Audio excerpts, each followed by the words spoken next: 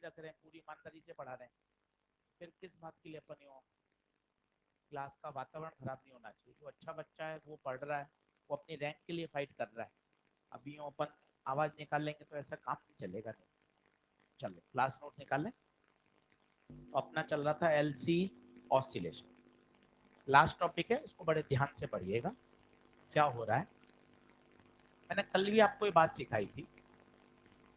ये अपने पास इंडक्टर है, ये स्विच है। इनिशियली कौन चार्ज है बताइए? कैपेसिटर फुल्ली चार्ज है, plus Q not minus Q not. ठीक है, जैसे ही मैं स्विच को क्या करूंगा, क्लोज करूंगा। पहले कहानी बोल लो एक बार में, फिर तो अभी सारे सवाल कर लेंगे अपन। स्विच क्लोज करते क्या होगा? ड्यू टू पोटेंशियल डिफरेंस, पूरा वाक्य बोलो, ड्यू टू पोटेंशियल डिफरेंस, क्योंकि यहाँ पे पोटेंशियल डिफरेंस है और यहाँ जीरो है। तो due to potential difference circuit में क्या फ्लो करने लगेगा? चार्ज। ये चार्ज फ्लो करने से क्या होगा? धीरे धीरे कैपेसिटर तो डिस्चार्ज होगा। वो करंट इंडक्टर में से जब गुजरेगी तो इंडक्टर को क्या करेगी? आफ्टर सम टाइम कैपेसिटर पूरा डिस्चार्ज, इंडक्टर पूरा। पर कहानियां रुकेगी नहीं। अब इंडक्टर चार्ज हो जाएगा और कैपेसिटर, अब एनर्जी वापस ऑसिलेट करेगी, कैपेसिटर को चार्ज करेगी और इंडक्टर को डिस्चार्ज। इस तरह से एनर्जी का क्या होता रहेगा? ऑसिलेशन। अगर ये आइडियल सेटअप होगा तो इस तरह से लगातार चलता रहेगा। पर due to some resistance present in the inductor, धीरे धीरे ऑसिलेशन कैसे हो जाते हैं? डैम्प। अनडैम्प नहीं, कैसे हो जाएंगे? डैम्प मतलब एम्पलीट्यूड लगातार कम होता जाएगा।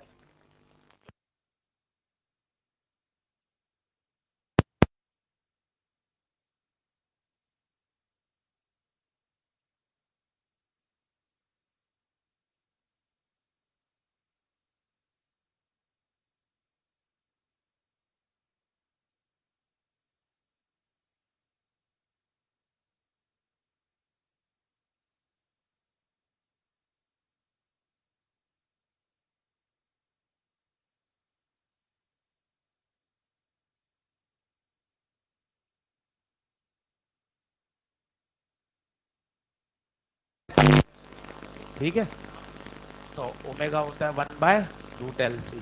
तो इसको क्या लिख सकते?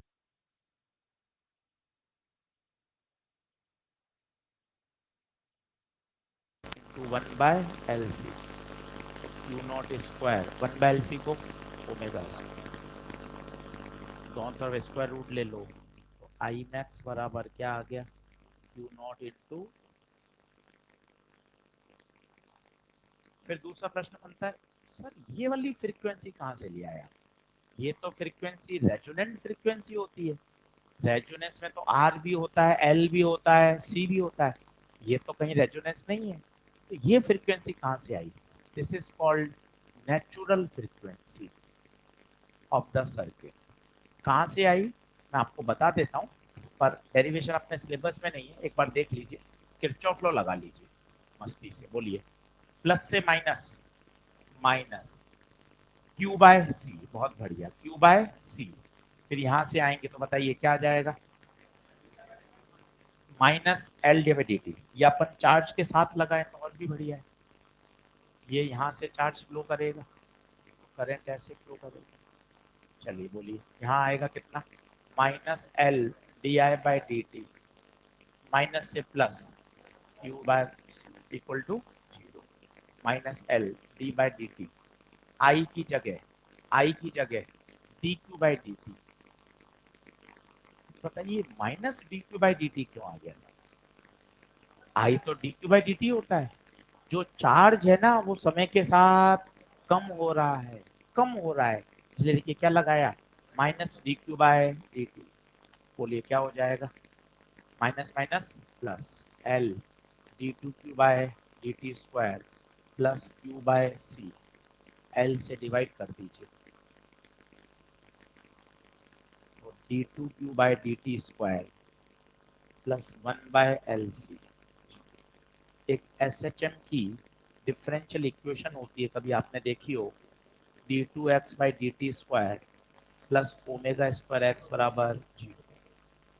डेरिवेशन काम का नहीं है, जबरदस्ती परेशान मत होइए। ऐसे ही सीखना चाहते हैं कि कहीं तो कुछ तो फिजिक्स लगी होगी।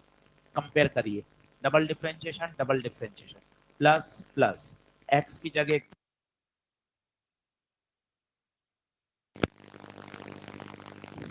1/LC ओमेगा इज, डेरिवेशन नहीं रटना, कोई नहीं पूछ रहा दूर दूर तक, बस ऐसे ही बता दिया कि हाँ यार इस तरह से डिराइव होता है, किरचॉफ लॉ लगाया। ये एसएचएम की इक्वेशन है अपने सिलेबस में, जब एसएचएम शुरू होगा तो ये बताया जाएगा। डिफरेंशियल इक्वेशन ऑफ एसएचएम कहलाती है d2x/dt² plus omega square X बराबर 0।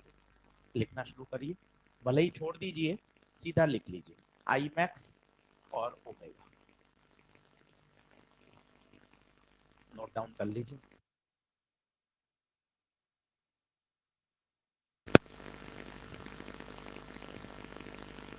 बीच वाले में से कोई हो आवाज निकलने वाला तो वो भी पहले बाहर आ गया।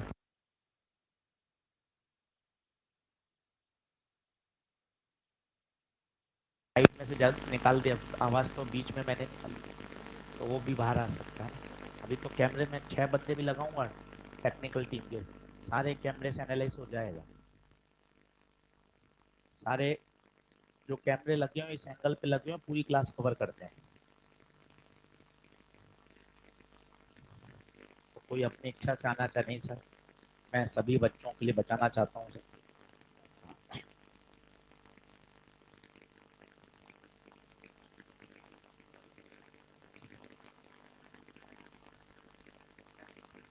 चलो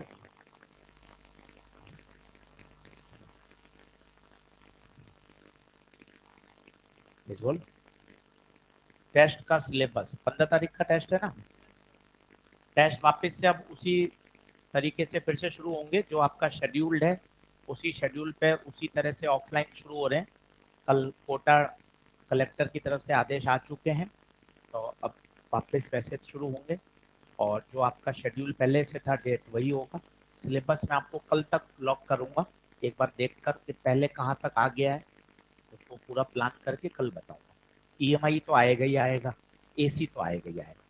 मैग्नेट एक बार देख लूंगा कि मैंने मैग्नेट कहाँ तक दिया था पिछली बार, तो वो पता चल जाएगा, तो मैं देख।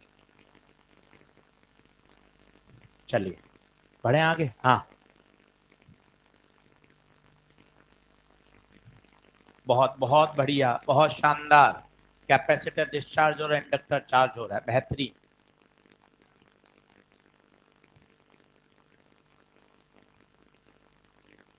ना ना वो तो चार्जिंग डिस्चार्जिंग साथ साथ चलती रहेगी, साथ साथ चलती रहेगी। एक समय ऐसा होगा 50% वो चार्ज होगा, 50% ये होगा, दोनों साथ साथ ही चल रहे हैं, साइमल्टेनियसली, साइमल्टेनियसली चल।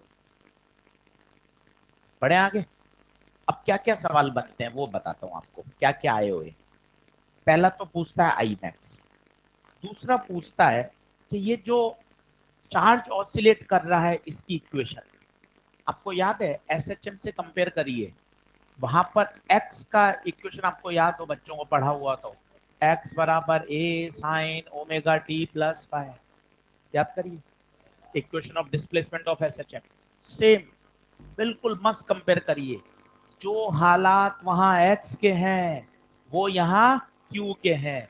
जरा खुद सोचिए, q की इक्वेशन, q ए नहीं, ए होता था मैक्सिमम डिस्प्लेसमेंट, यहाँ maximum charge Q not sine omega T plus five. What is five?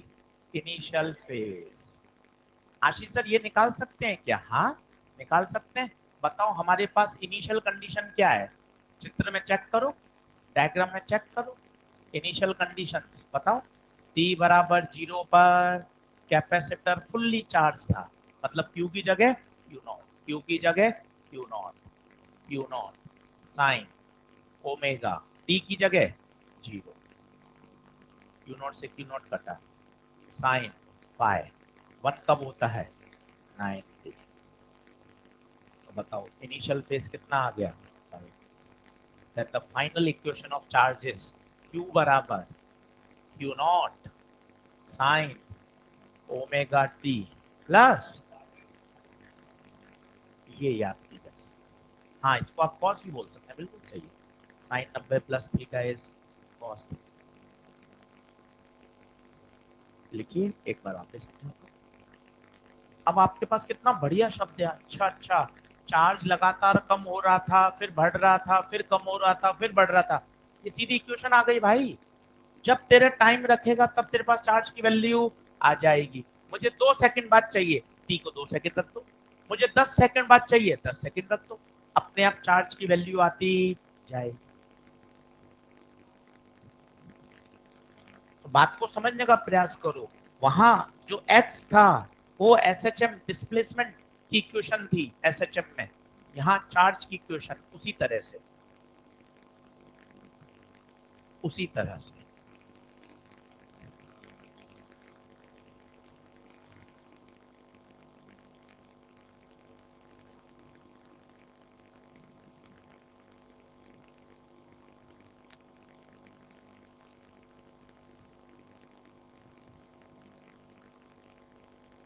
Recording है तो ज्यादा नुकसान नहीं होगा अपने घर की बात।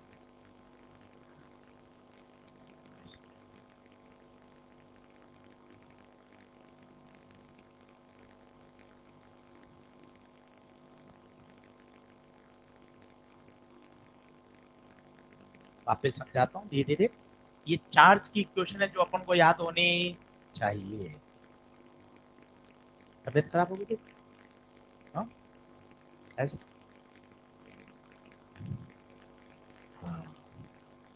अब तू छुट्टी लेगा ना, उसके बाद मैं तुझे ऑफ दे दूंगा 7 दिन का। सही है। ऐसे सैंपल पर एक सर मैं अपनी मर्जी से लूंगा off, एक बार गुप्ता जी आप देना हो। ठीक है, इस तरह से अपन अच्छे खेलेंगे, याद रखना।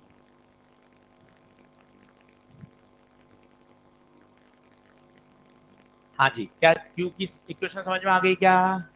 क्या करंट की इक्वेशन निकाल सकते हैं? अरे बहुत सरल है, आई बराबर D Q by D T. Current भी निकल के आ सकता है।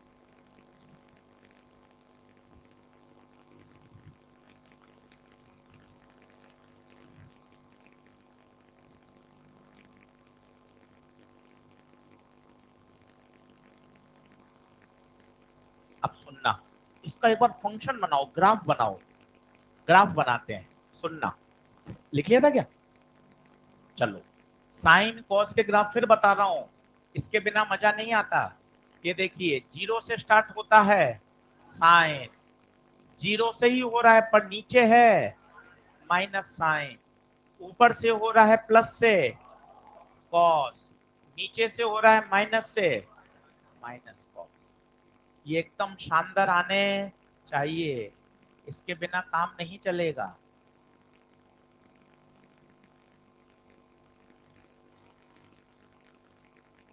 अब देखो, Q की क्या इक्वेशन आई थी? Q not cos omega T. सोच के बताओ किसको फॉलो करेगा? कॉस को। ईमानदारी से करना, कॉस कहां से शुरू होता है? ऊपर से। ये देखो,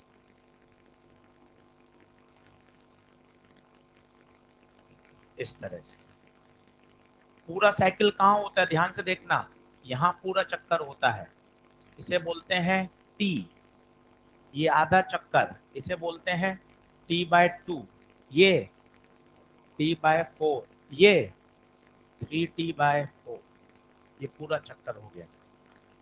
इससे काफी प्रश्न सॉल्व हो जाएंगे, देखना आप इस ग्राफ से ही आपको मजा आ जाएगा। इस ग्राफ की अंडरस्टैंडिंग से ही काफी चीजें पता चल जाएंगी। ग्राफ बहुत कुछ कह रहा है। आप बताना कब कब कैपेसिटर पे चार्ज फुल्ली है, कब कब जीरो है, अपने आप इससे पता चलेगा। इसको जूम करता हूं और इस पे 10 मिनट बात करेंगे। इस पे 10 मिनट बात करेंगे, आराम से बनाइए। यही क्यों बना पता चला? कॉस का ही क्यों बना? क्यू की इक्वेशन कॉस की आई थी। हर बात के पीछे लॉजिक है कि क्यू की कॉस की ही क्यों आई, क्योंकि उसके इनिशियल पैरामीटर जब हमने रखे तो इनिशियल फेज हमारा कितना आया? पाई/2।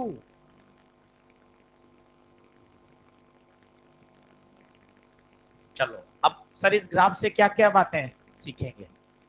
वो तो वहीं बैठा था आगे। पक्का?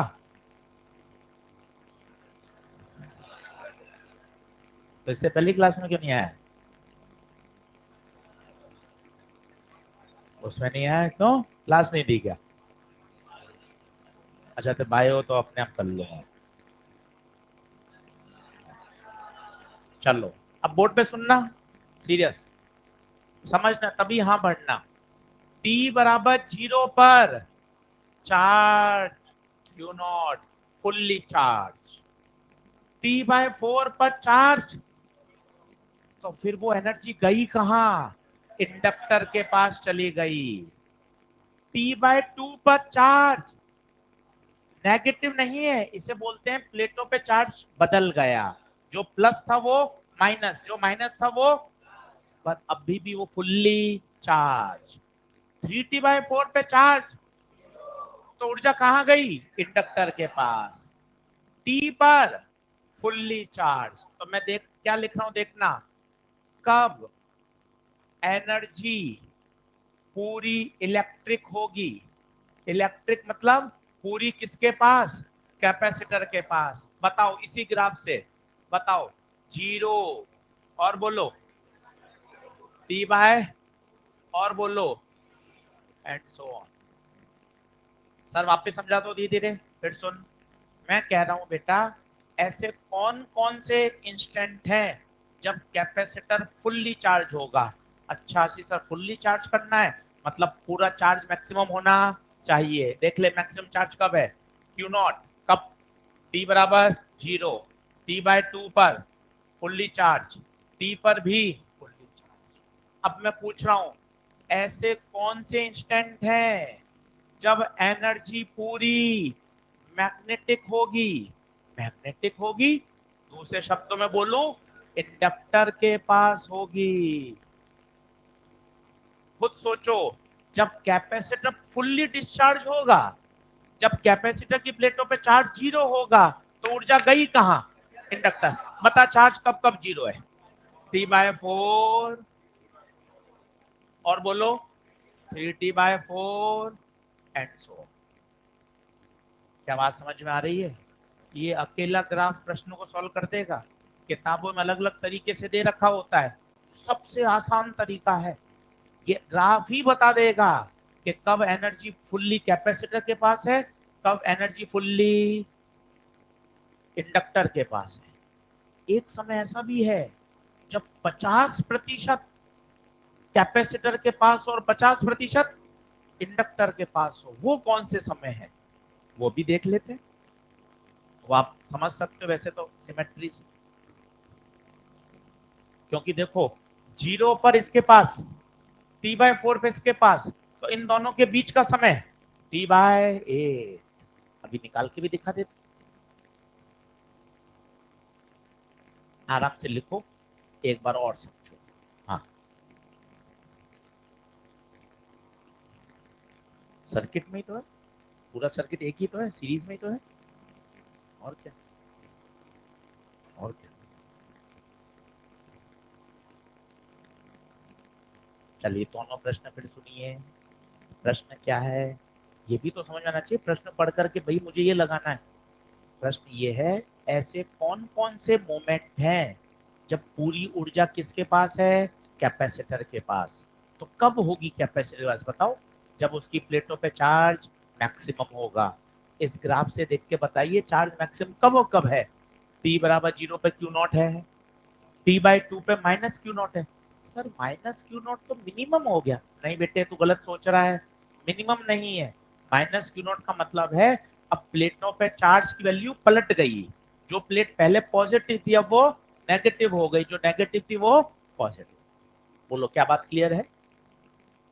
अब एक सवाल आता है, कब 50% energy, 50% energy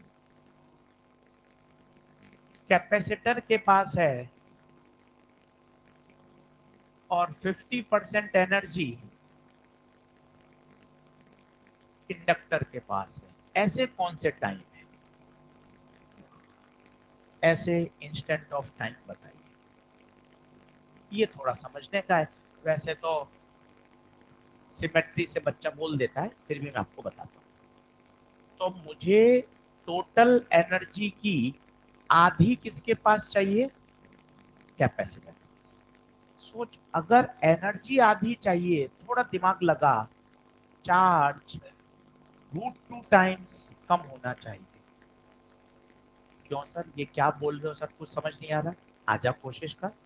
total energy capacitor plus inductor. जब कैपेसिटर फुल्ली चार्ज था तो क्यू स्क्वायर बाय उस समय इंडक्टर की 0।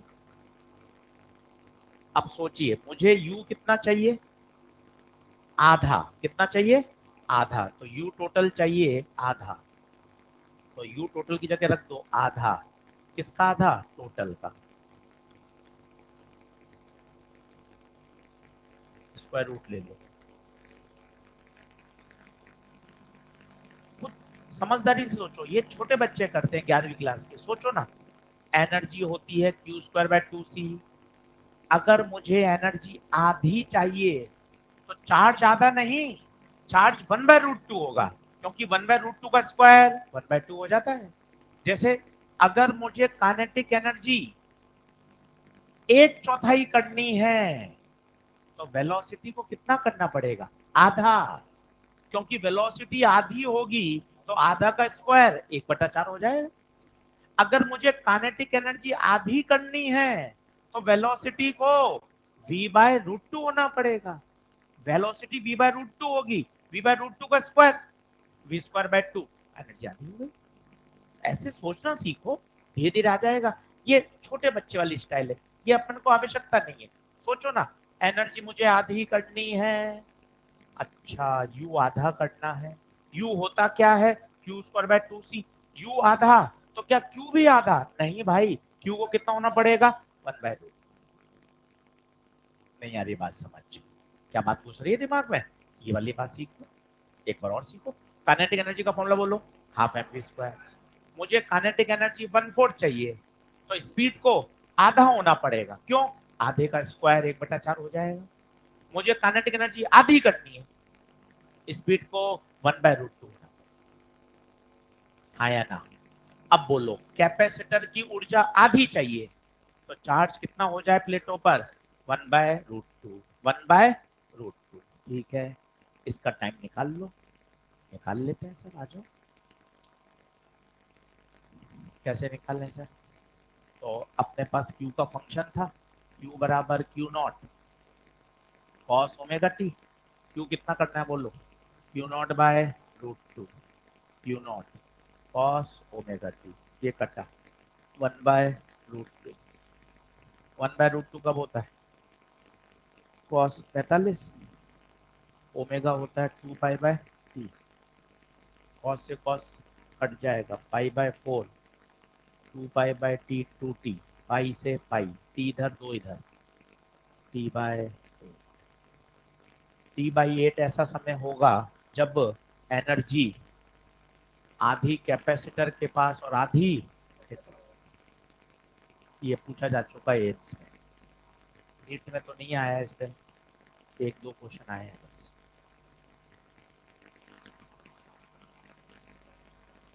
तो अलग अलग प्रोफाइल के प्रश्न समझो। पहला था कब पूरी एनर्जी कैपेसिटर के पास, दूसरा था कब पूरी एनर्जी इंडक्टर के पास। अब ये बताओ कौन सा प्रश्न है?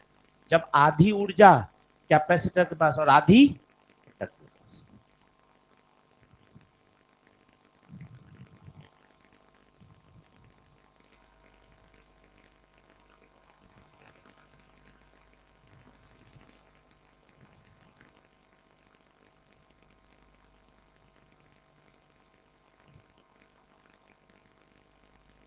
बोलिए।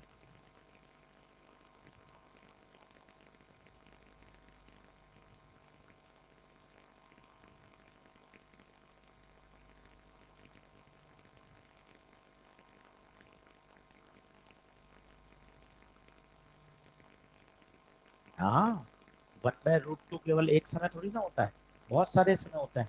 यहाँ से आइडिया लग जाएगा ये अपन को कि हर बार अपन को क्या जोड़ना है? t/2 t/2 t/2 जोड़ते जाओ। इसमें भी t/2 जोड़ते जाओ, अगले इंस्टेंट आते जाएंगे। सही बात।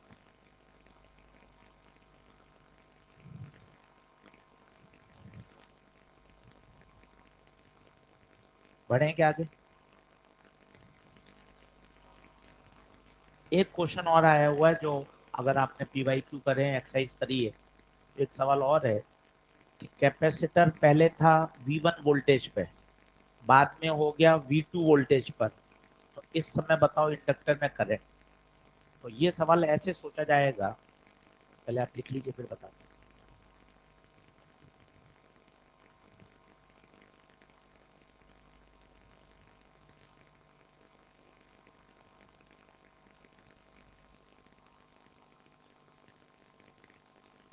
और एग्जाम्पल करें क्या? कितने थे टोटल? 10 हैं, 12 हैं? 10, 11।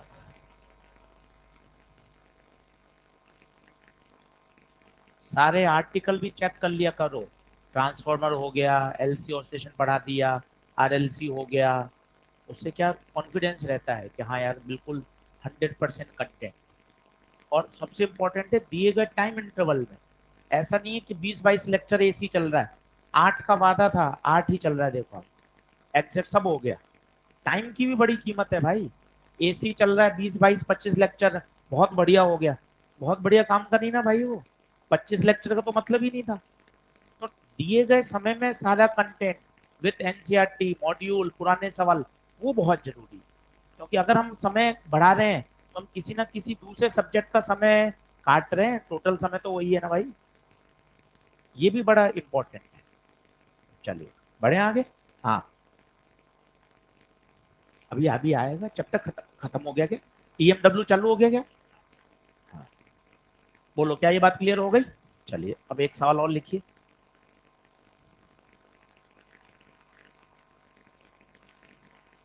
एक सवाल और लिखिए।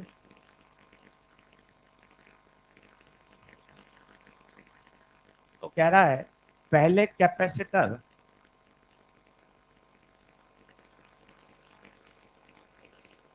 V1 वोल्ट तक चार्ज था, बाद में कैपेसिटर V2 वोल्ट तक हो गया, तो बताइए इंडक्टर में करंट कितनी आएगी? आप जरा खुद सोचिए, रटने की जरूरत नहीं है। इंडक्टर की एनर्जी आ कहां से रही है? ईमानदारी से बताइए। इतना आप पिछले 25 मिनट से पढ़ रहे हैं, इस कहानी में हो क्या रहा है? कहानी समझिए ना। इंडक्टर की ऊर्जा कहां से आ रही है? कैपेसिटर चार्ज हो रहा है और इंडक्टर चार्ज हो रहा है। तो कह रहा है कैपेसिटर पहले कहां पे था? V1 पे। तो बताओ पहले ऊर्जा कितनी होगी? Half C V1 square. बाद में कितना हो गया? V2, half C V2 square. पहले 100 जूल, बाद में 20 जूल, तो ये 80 जूल कहाँ गया? इंडक्टर के पास चला गया, हाफ Li। खत्म। हर चीज का कोई फॉर्मूला नहीं होता। आप सोचो यार मुझे कोई फॉर्मूला मिल जाएगा मैं उसमें रख दूंगा, अप्रोच समझनी पड़ती है। वही फिजिक्स है। ऐसा नहीं है कि यार सर इसका तो कोई फॉर्मूला ही नहीं है एनसीईआरटी में। भाई अप्रोच समझना कि जो ऊर्जा पहले 100 जूल थी अब 20 जूल हो गई, तो 80 जूल गई कहाँ? 80 जूल चली गई इंडक्टर में। देख क्या लिखा है, देखना। कैपेसिटर की पहले की ऊर्जा, कैपेसिटर की बाद की ऊर्जा, ये किस में चली गई? इंडक्टर। हाफ काट दो, सी कॉमन ले लो, एल नीचे भेज दो।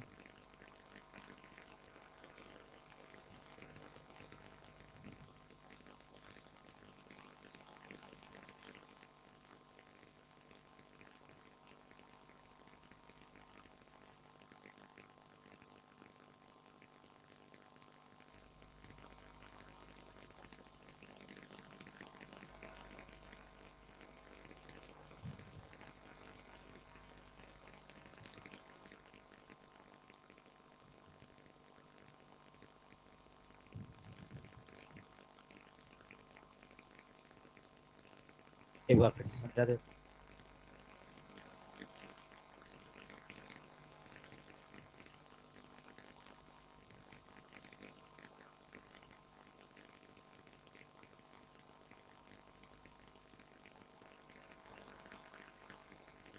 चलिए एक बार और समझ लीजिए।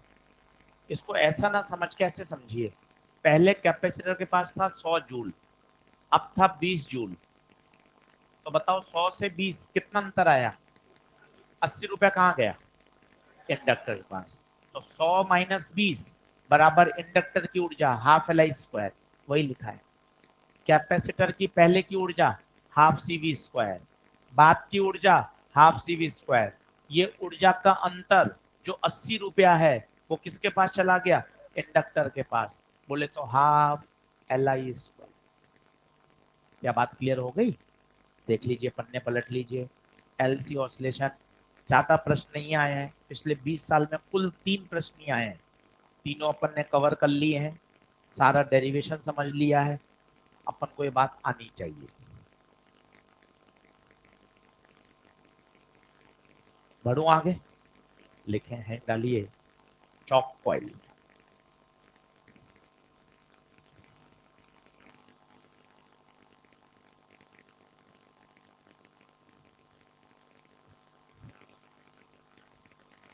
चॉक कॉइल क्या होता है?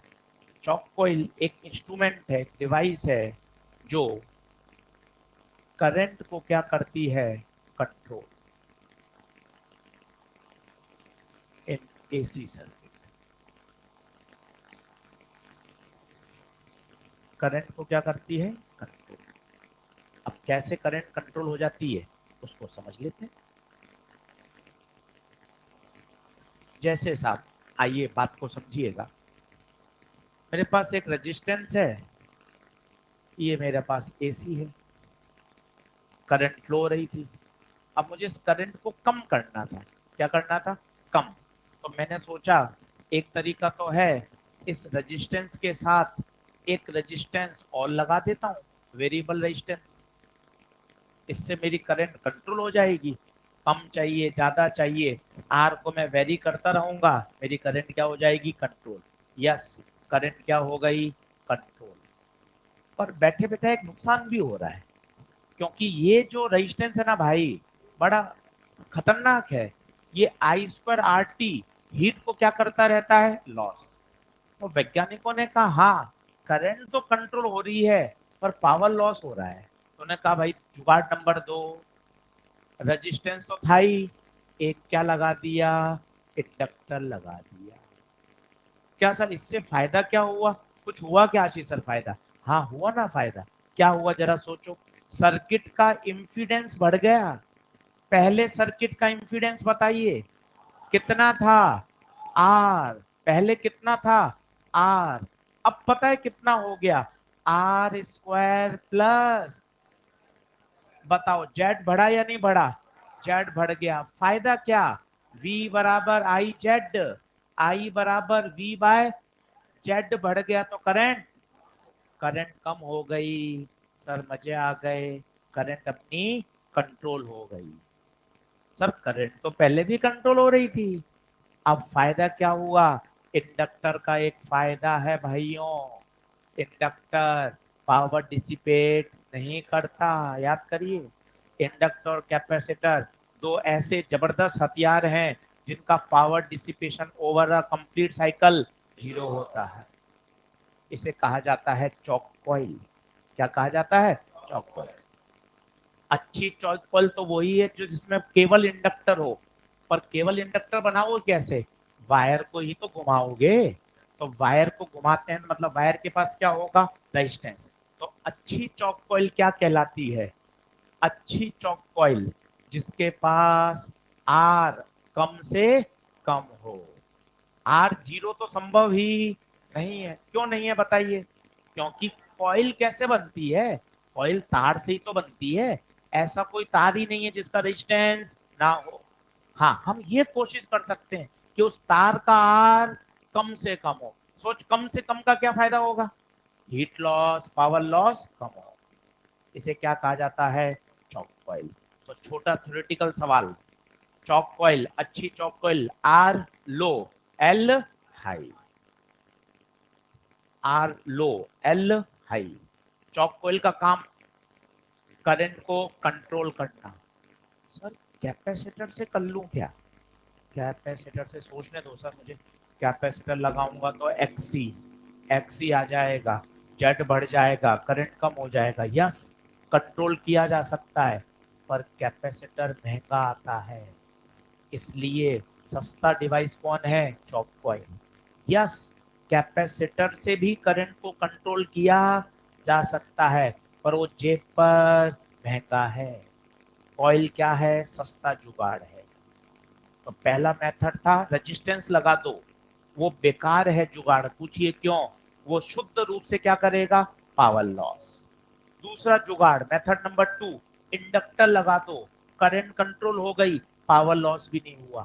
तीसरा मन में विचार आ गया पढ़ते पढ़ते अभी, कैपेसिटर लगा दूं क्या गुप्ता जी? कैपेसिटर भी लगा दे भाई, करंट कंट्रोल हो जाएगी, बट कैपेसिटर क्या आता है? महंगा, कॉस्ट ज्यादा है उसकी। अच्छा सर, ये क्यों लिखा आपने? इन एसी सर्किट, इसके पीछे भी विज्ञान है क्या? हाँ, डीसी में ये काम ही नहीं करेगा। सोच क्यों? डीसी की फ्रीक्वेंसी जीरो, तो एक्सएल, तो इंडक्टर लगा भी देगा तो काम ही नहीं करेगा। तो हर शब्द का मतलब है, चौक कॉइल काम ही किस में करती है? एसी में। डीसी में काम ही नहीं करेगी। क्यों नहीं करेगी सर? धीरे धीरे बोलो तो। डीसी की फ्रीक्वेंसी जीरो, एक्सएल बराबर ओमेगा एल। अगर फ्रीक्वेंसी जीरो तो एक्सएल तो जीरो। तो डीसी में तो चौक काम ही नहीं करती।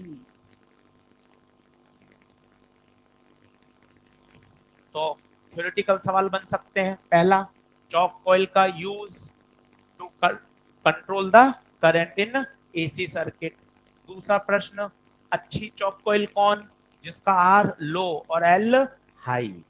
और चौक कॉइल शब्द आते ही अपन को पता होना चाहिए करंट कंट्रोल।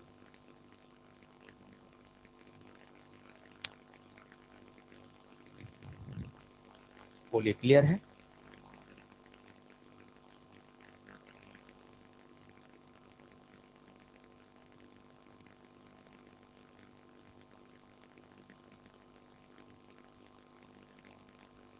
बढ़ू आगे। आज वो एसी के जिसने नहीं किए कर लेना। क्या तरीका है? क्लास नोट्स, उसके बाद है 25 साल के नीट के पीवाईक्यू 45 सवाल, फिर एनसीईआरटी के सॉल्व एग्जाम्पल और पीछे के अनसॉल्व। ये तो है मिनिमम रिक्वायरमेंट, इतना तो करना ही है। इसके बाद समय है तो मॉड्यूल के सॉल्व एग्जाम्पल कर सकते हैं, एक्सरसाइज कर सकते हैं। समय बढ़ता जा रहा है, क्वेश्चन बढ़ाते जाइए। और मिनिमम रिक्वायरमेंट, प्राथमिक बातें एनसीईआरटी तो करनी है। 25 साल के क्वेश्चन करने ही करने हैं। और एक्सरसाइज 2 वो बहुत जरूरी है। 2 के सवाल बेहतर सवाल है, वो एक बार कर लेंगे तो और कॉन्फिडेंस बढ़ेगा। बोलिए, मिटाऊं क्या? चलो, एक क्वेश्चन लिखें।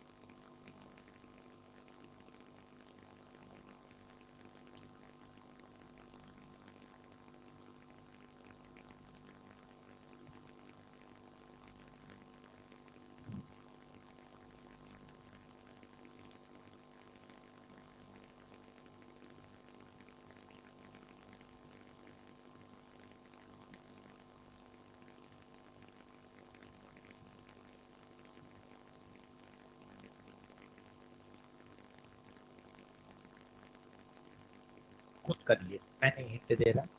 पावर का फॉर्मूला बोलिए क्या होता है? E R M S I R M S cos phi. खुद करिए, जेड निकालिए, आई निकालिए, कॉस फाई निकालिए, खुद करें। मुझे इसमें क्या समझाना है मैं वो कुछ समय बाद बताऊंगा। पहले आप अपनी मस्ती से पावर निकाल लीजिए। E R M S I R M S cos phi.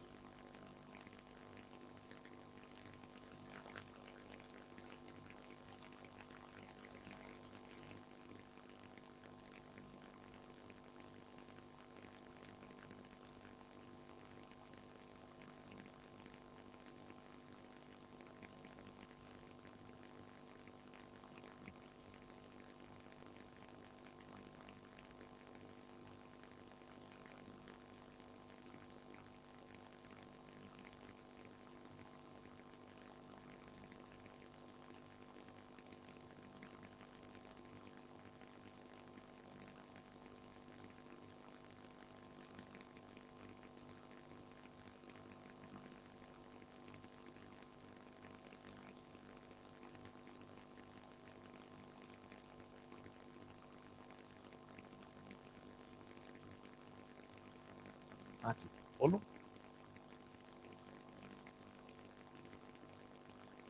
कितना answer? E square by 2r, 4r। चलो इसमें भी कंफ्यूजन है, सही चेक करो 2r है या 4r है। 2√2r, तीसरा ऑप्शन आ गया। एक और बना दो, 4 हो जाए total. E naught square by 2√2r। मतलब मामला गंभीर है, तुरंत तुरंत में 3 आंसर आ रहे हैं।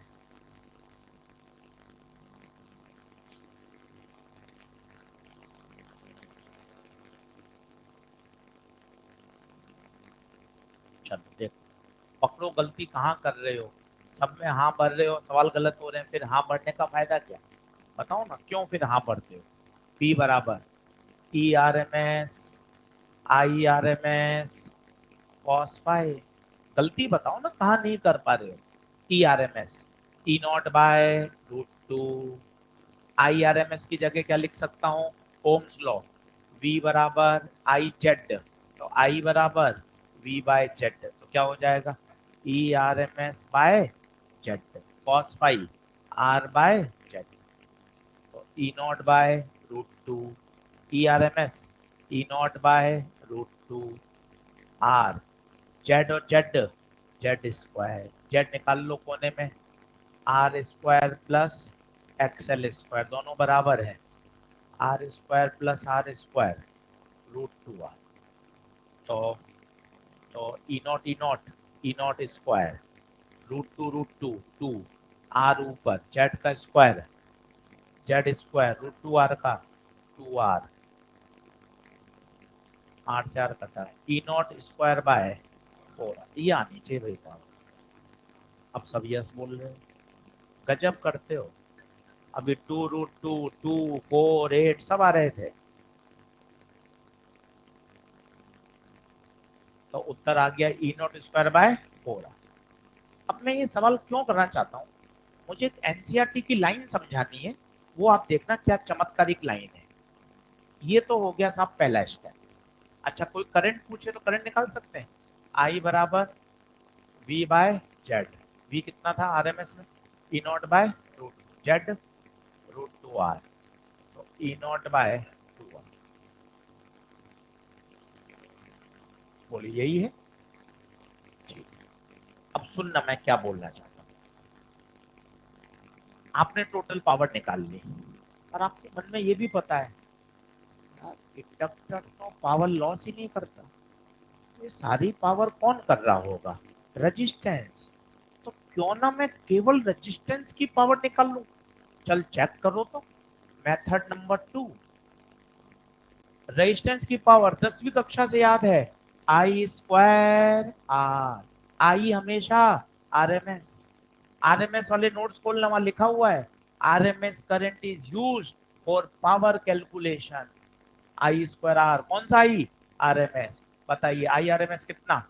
ई नॉट बाय 2r का whole square into R. E naught square 2 का स्क्वायर 4। ये देखिए वही उत्तर आ गया। क्या समझ में आई बात? फिर सुनना यार, टोटल पावर मैंने निकाल तो ली और मेरे मन में एक कीड़ा भी चल रहा है। यार पावर तो इंडक्टर तो डिसिपेट ही नहीं करता, करता कौन है? देख ले भाई, रेजिस्टेंस की वही पावर आ रही है जो टोटल पावर है, क्योंकि इंडक्टर का तो कंट्रीब्यूशन 0 है। नहीं आई ये बात समझ में? अब ये मैंने क्यों लिखा, इसके पीछे मुझे एनसीईआरटी की एक लाइन समझानी थी, जिस पर एम्स में सवाल भी आया हुआ है। वो है साहब, पावर वाले आर्टिकल में दे रखी है, पहले आप इसको नोट कर लीजिए, थ्योरी में दे रखी है।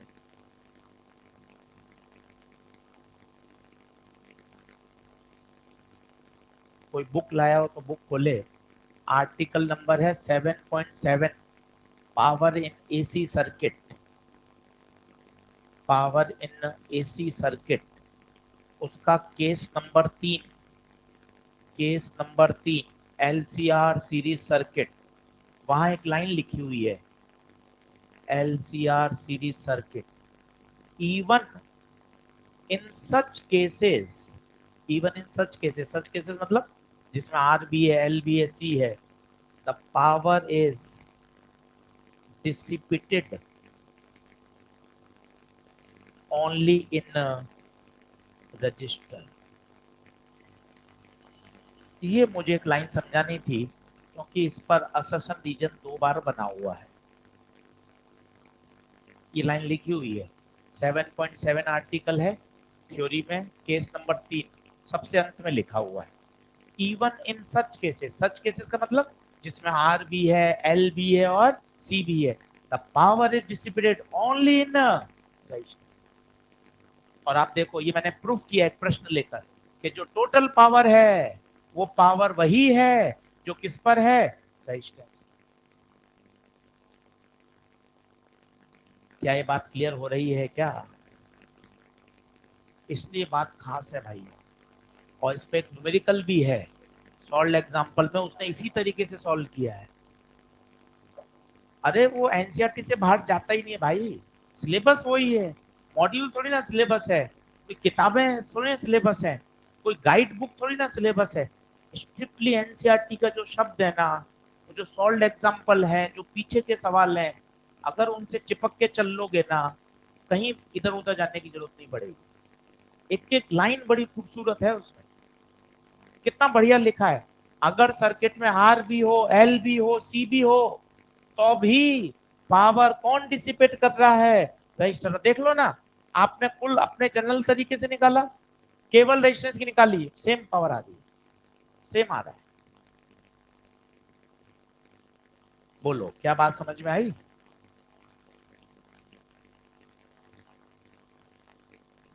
अगला लिखो, हेडिंग डाल लो, circuit behaviour, circuit behaviour at different frequency, circuit behavior at different frequency.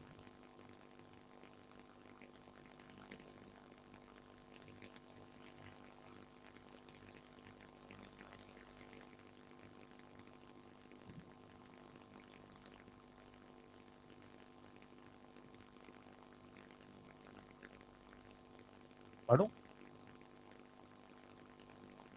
चलो ये भी इंटरेस्टिंग टॉपिक है, थ्योरेटिकल है।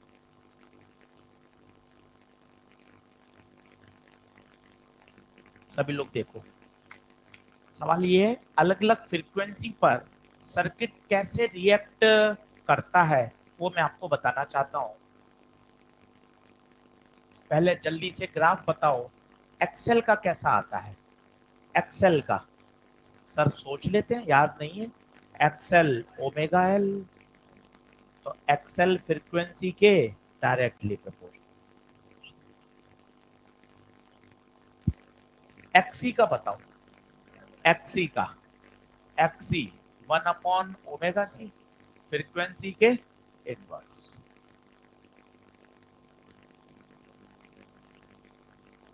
अब ये ग्राफ सब कुछ कह रहा है, रटने की जरूरत ही नहीं है, इस ग्राफ पे फोकस करना, बाद में लिखना, मजे आ जाएंगे। ये क्या है भाई, इस समय दोनों की वैल्यू सेम है, इसका मतलब ये वाली फ्रीक्वेंसी रेजोनेंट फ्रीक्वेंसी है। रेजोनेंस के समय ही दोनों बराबर हो जाते हैं। तो आपसे पूछेगा, अगर मैं फ्रीक्वेंसी को रेजोनेंट फ्रीक्वेंसी के बराबर कर दूं, बता क्या होगा? आप बोलोगे एक्सएल बराबर circuit behave like a pure resistive circuit, क्योंकि एक्सएल ने एक्सी के प्रभाव को कैंसिल कर दिया। पहला छोटा सवाल। दूसरा कहेगा, अगर तुम्हारी फ्रीक्वेंसी रेजोनेंस से कम है, बताओ क्या होगा? आ जाओ, ग्राफ में सब छुपा हुआ है, पढ़ना आना चाहिए। अब मेरी फ्रीक्वेंसी रेजोनेंस से कम है, बताओ आगे जाऊं या पीछे जाऊं? ये पीछे आ गया F1। आइए टक टक टक टक टक टक देखिए, ये कौन? एक्सी। ये देखिए ज्यादा। ये कौन? एक्सएल कम। बताइए ज्यादा कौन? एक्सी ज्यादा। देख लीजिए कौन डोमिनेटिंग है? एक्सी। इसका मतलब जब मेरी फ्रीक्वेंसी लेस देन होगी उस समय एक्सी डोमिनेटिंग होगा। डोमिनेटिंग होगा, वो पूछता है कौन लीड करेगा। तो सोचिए कैपेसिटर डोमिनेटिंग है। कैपेसिटर में वोल्टेज पीछे होता है, वोल्टेज पीछे। तो बताओ लीड कौन? Current lead. सर ऊपर से गया सर मेरे। चले एक बार और समझ, दिक्कत क्या है? F greater than F R. चलो सर एक बार और समझा दो। ले चल प्यार से समझ, धीरे धीरे। चलो देखो। हाँ, फ्रीक्वेंसी रेजोनेंस से ज्यादा। बताओ कहाँ हो गए ग्राफ में, ईमानदारी से बताओ, आगे या पीछे?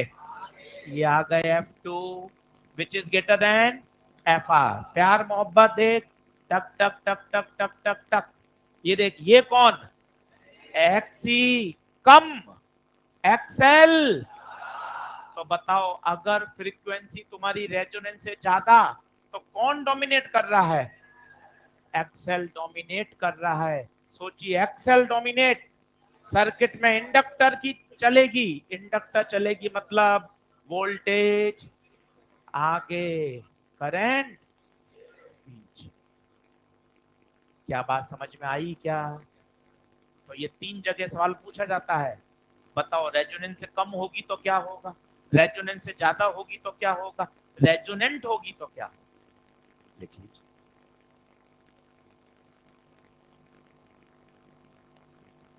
बढ़िया सवाल है,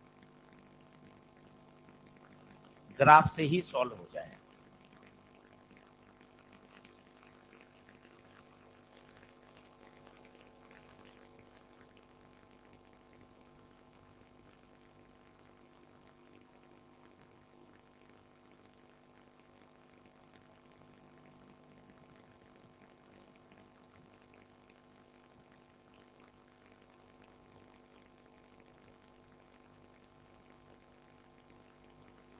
आवाज निकलने वाला बच्चा अंदर बैठा हो, अभी क्लास के बाद मुझसे मिल लेना, तो अपन 2 या 3 दिन में निपट जाएंगे।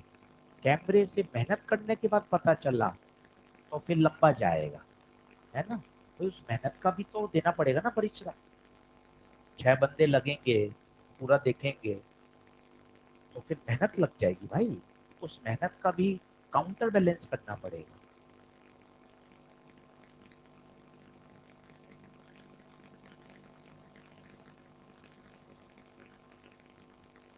चलिए बढ़ूं क्या आगे? तो तीन फ्रीक्वेंसी समझ में आ गई बेटा।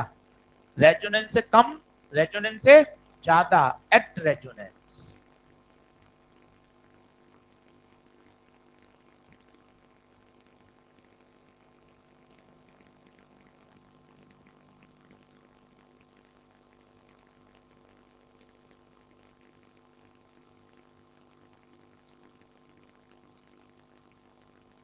तेज बोलो। हाँ दोनों है, वो एक्सेल ऑब्लिक एक्सी, बिल्कुल दोनों है।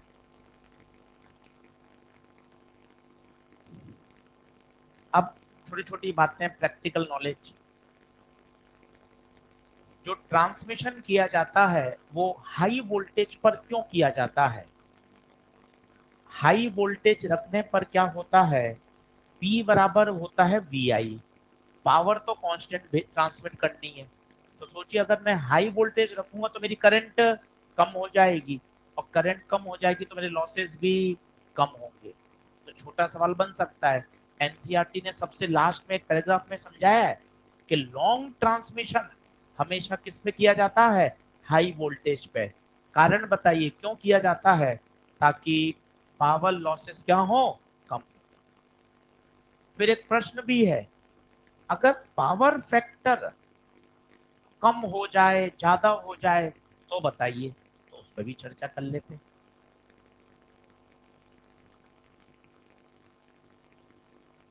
करूं क्या नेक्स्ट स्लाइड?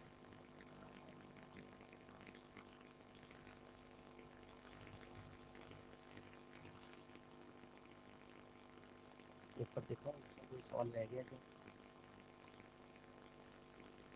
कोई करेक्शन मिला के किसी ने कर लिया क्या ये वाला पीडीएफ वाला पार्ट?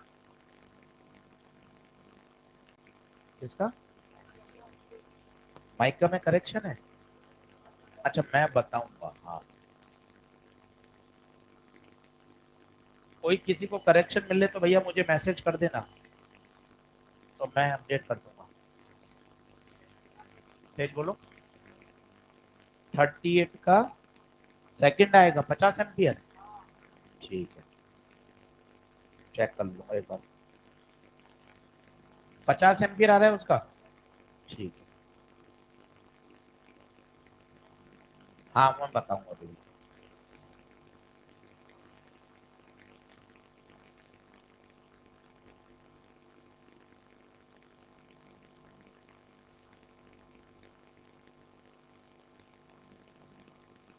बढ़े क्या आगे?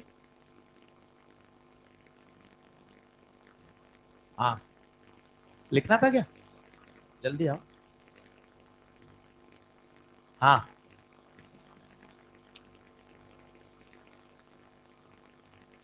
ना ना ना, पाई बाय टू कैसे हो जाएगा? सर्किट तो आरएलसी है ना, तो वो वैसे चलेगा। 10 बराबर XL minus XC by R. Pi by two तो हो नहीं सकता ना। पाई बाय टू तो तब होता जब प्योर एल या प्योर सी होता। तो 45 90 तो हो ही नहीं सकता। वो तो -90 से +90 के बीच में कुछ भी हो सकता है। बिल्कुल सही सवाल है आपका, 90 नहीं हो सकता। 90 तो तब होता ना जब प्योर एल या प्योर सी हो। चलिए, एक अच्छा क्वेश्चन है वो लिखिए। ये फंसने वाला सवाल है।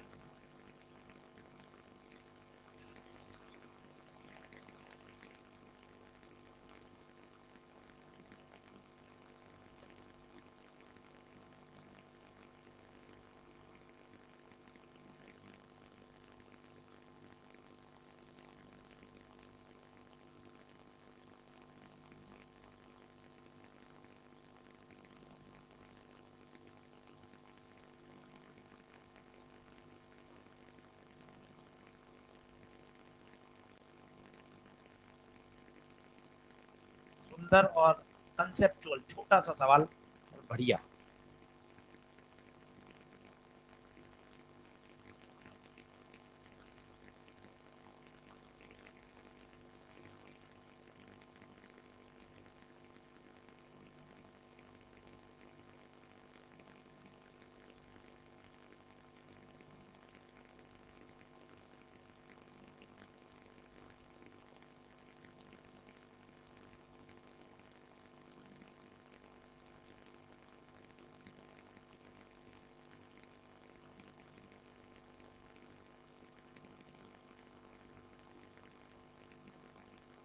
क्वेश्चन नंबर 10 है ये पीडीएफ का।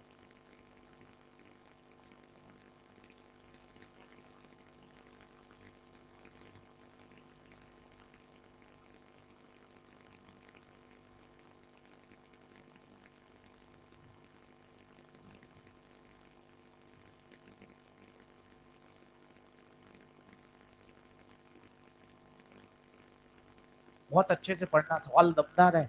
बस एक छोटा सा पॉइंट है जो गड़बड़ हो जाता है आसान। 2 3 बार पढ़िए तो कुछ आपको फोकस होगा कि सर क्यों इस सवाल को काम का कह रहे हैं। एक छोटा सा इसमें पॉइंट है, बस वही काम का है।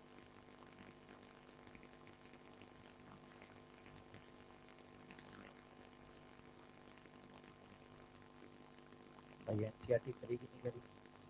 बोली भी नहीं तूने, मेरी कसम था। झूठ।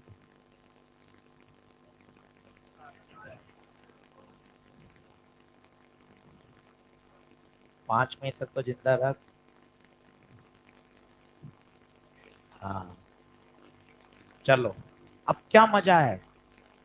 इंडक्टिव रिएक्टेंस 20 ओम 50 हर्ट्ज पर है, पर तुमने सप्लाई प्यारे 100 हर्ट्ज की लगाई है। तो सोचो, एक्सएल होता है ओमेगा एल 2 पाई एफ एल। एक्सएल एफ के प्रोपोर्शनल। फ्रीक्वेंसी दुगनी तो एक्सएल भी दुगना। तो यहाँ 20 नहीं 40 काम में आएगा। बस यही इस सवाल का क्लाइमैक्स है। आर तो वही रहेगा, आर फ्रीक्वेंसी पर डिपेंड नहीं करता, आर फ्रीक्वेंसी पर डिपेंड नहीं करता। बस जल्दबाजी में गलती हो जाती है। वो 20 ओम जो है, ये 20 ओम 50 हर्ट्ज पर है, पर उसने जो नीचे सोर्स लगाया है वो 100 हर्ट्ज का लगाया है बच्चे। फ्रीक्वेंसी दुगनी, एक्सेल भी दुगना, 20 नहीं 40। अब तो सर्किट देखते आपको इतने आदत पड़ जानी चाहिए, जेड निकाल लो, फिर करंट निकाल लो, ओम्स लो। बहुत आसान चीजें हैं।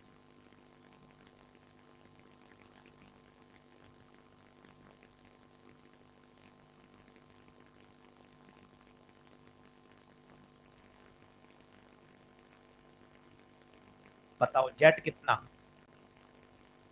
Z under root of R square plus XL square, 30 का स्क्वायर प्लस 40 का स्क्वायर कितना?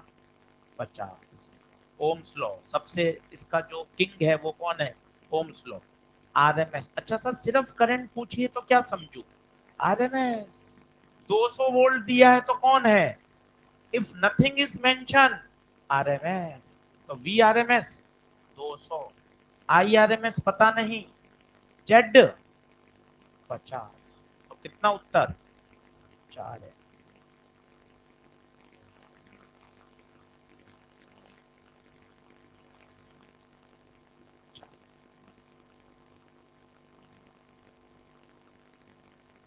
अच्छा सवाल है, बहुत पुराना है, 2011 का है, और काम का प्रश्न है कि फ्रीक्वेंसी 50 हर्ट्ज पर वो वैल्यू है, पर उसने भाई ने जो नीचे फ्रीक्वेंसी लगा दी वो 100 हर्ट्ज की लगा दी। तो फ्रीक्वेंसी दुगनी करने पर एक्सएल भी दुगना हो जाएगा। ये सवाल का क्लाइमैक्स समझने वाली बात है। बोलिए।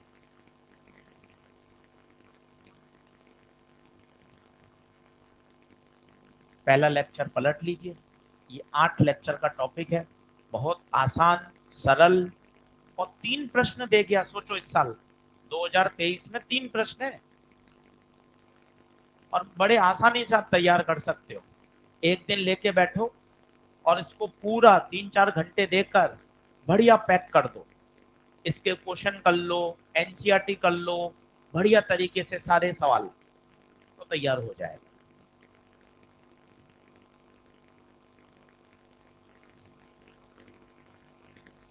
बेल लग गई क्या?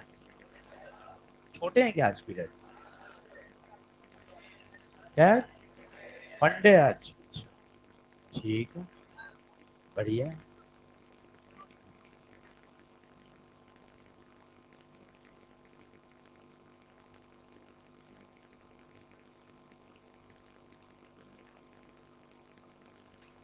चलिए,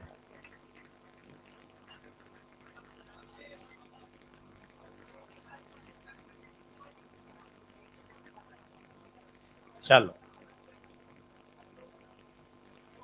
तो कल से इसको शुरू करेंगे। बहुत आसान चैप्टर है, और कल तो नहीं खत्म करेंगे, है ना? तो आराम से पढ़ेंगे, इसकी एनसीईआरटी भी पूरी करेंगे, इसलिए अच्छे से तैयार करेंगे। है छोटा चैप्टर, 2 से 3 लेक्चर में हो जाता है। अगर 2 लेक्चर एक साथ मिल जाते हैं तो एक दिन में हो जाता है। अपन आराम से पढ़ेंगे, 3 दिन अपने पास है, एनसीईआरटी भी कर लेंगे। कल एसी की एनसीईआरटी कराऊंगा, सॉल्व एग्जाम्पल। मुझे हिसाब से 1 या 2 सवाल में आप फंस रहे होंगे, वो बता दूंगा आपको। सही है? चलिए, धन्यवाद। ये किसकी एनसीईआरटी?